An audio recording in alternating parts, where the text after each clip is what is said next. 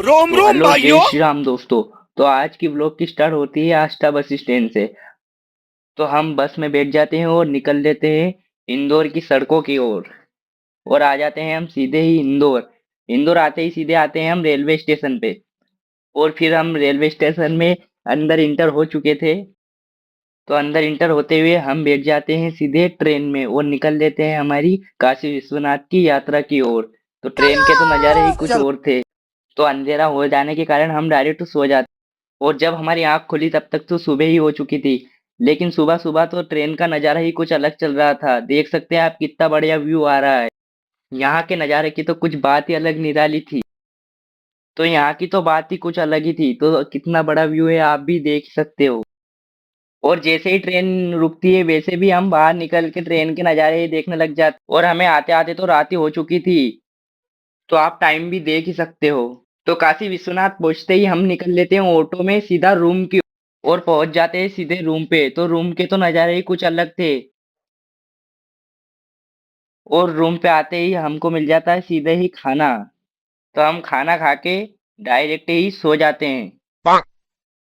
तो हम सुबह सुबह ही निकल लेते हैं गंगा नदी की ओर। और पहुंच जाते हैं सीधे गंगा नदी। और हमें देखने को मिलती है यहाँ पे बहुत सारी बोटें। और यहाँ पे सब अपने पाप धो रहे थे। और यहाँ पे देखने को मिलते हैं हमें बहुत सारे प्राचीन मंदिर। फिर हम भी नहा धो के निकल देते हैं सीधे महान महल घाट की ओर। महान महल घाट का तो कुछ अलग ही नजारा था, आप भी देख सकते हो। फिर पूरी नदी और पूरे घाट घूमकर हम निकल लेते हैं नहा धोकर खाना खाने की ओर। तो हम खाने की ओर निकल लेते हैं और इतने में ही मेरे भाई को एक लड़की पसंद आ गई थी। तो वो तो उसके साथ खाना खाने ही बैठ गया।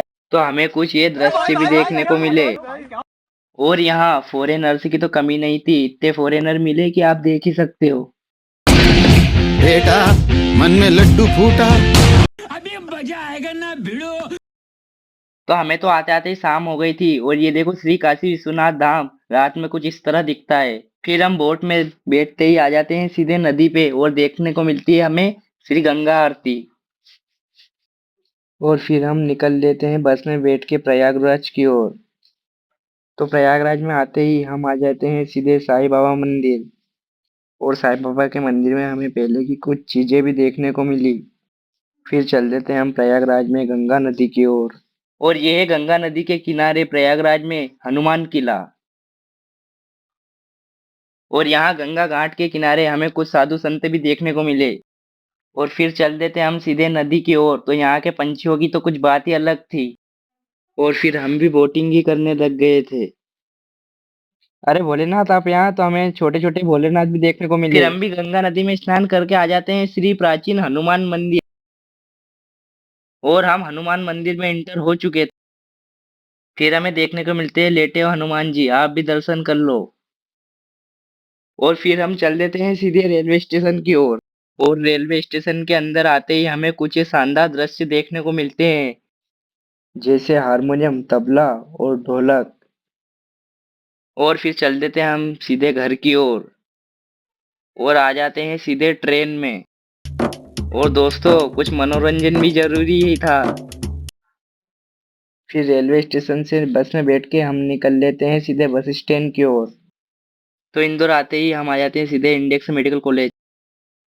और लो, आ गए हम सीधा हमारे घर। तो आज का व्लॉग आपको कैसा लगा कमेंट में बताओ। अगर व्लॉग अच्छा लगा है तो चैनल को सब्सक्राइब करके बेल आइकन को ऑल पे सिलेक्ट कर दो।